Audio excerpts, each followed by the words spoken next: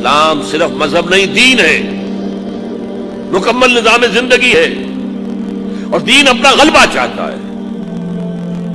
دین ہوتا ہی اس وقت ہے جب غالب ہو، جب غالب نہیں ہے، مغلوب ہو گیا تو وہ مذہب رہ جائے گا۔ اس میرے فارمولے کو اچھی طرح سمجھ لیجیے۔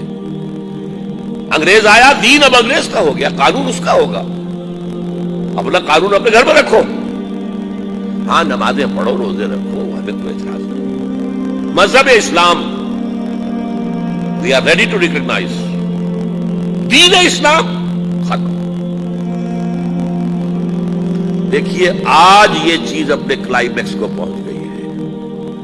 آج سول سپریم پاور آن ارتھ امریکہ کہہ رہا ہے دین اسلام اسے ہم ختم کر کے رہیں گے، کچل کر رہیں گے۔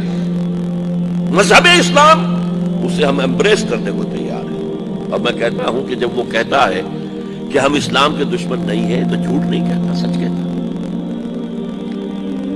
وہ کہہ سکتے ہیں دیکھو تم امریکہ آئے، تم نے ہمارے چرچ خریدے اور مسجدیں بنا لی، ڈڈ وی آبجیکٹ؟ ہم نے کوئی اعتراض کیا؟